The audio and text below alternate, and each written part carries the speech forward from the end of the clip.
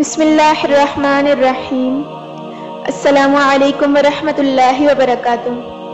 آج کا ہمارا بیان حضرت سیدہ زینب بنت علی رضی اللہ تعالی عنہا پر ہے۔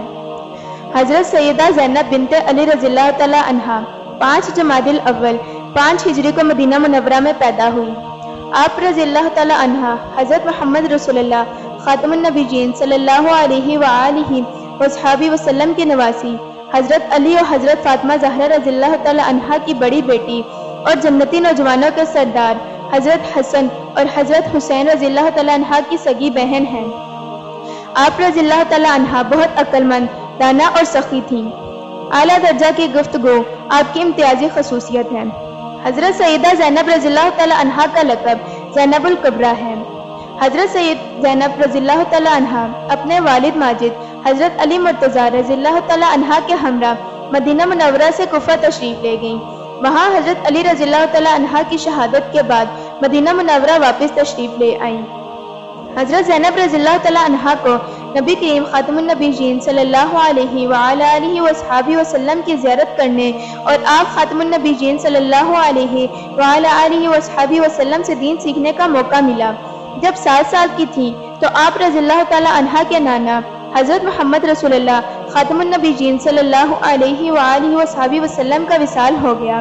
ابھی یہ زخم تازہ ہی تھا کہ چند ماہ بعد آپ کی والدہ ماجدہ حضرت فاطمہ الزہرا رضی اللہ تعالی عنہا بھی دنیا سے رخصت ہو گئی۔ حضرت زینب رضی اللہ تعالی عنہا کے والد حضرت علی کرم اللہ وجہہ نے اپنے بھتیجے حضرت عبداللہ بن جعفر رضی اللہ تعالی عنہا سے آپ رضی اللہ تعالی عنہا کا نکاح کیا۔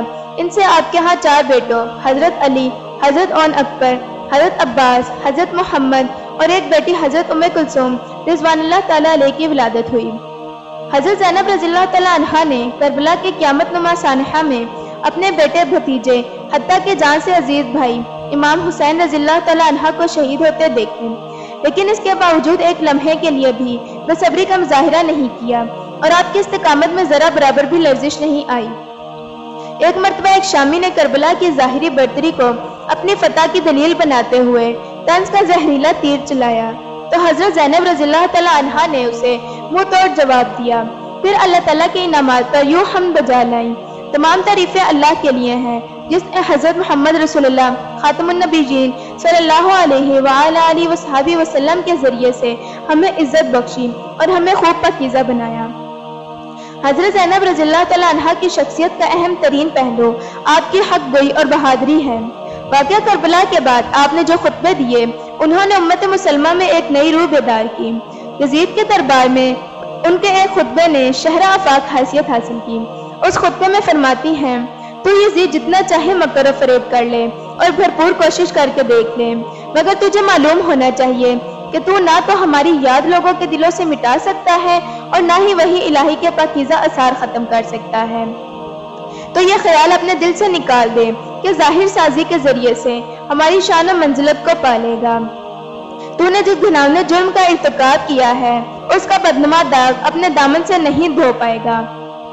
تیرا نظریہ بہت کمزور ہے اور گھٹیا ہے۔ تیری حکومت میں گنتی کے چند دن باقی ہیں، تیرے سب ساتھی تیرا ساتھ چھوڑ جائیں گے۔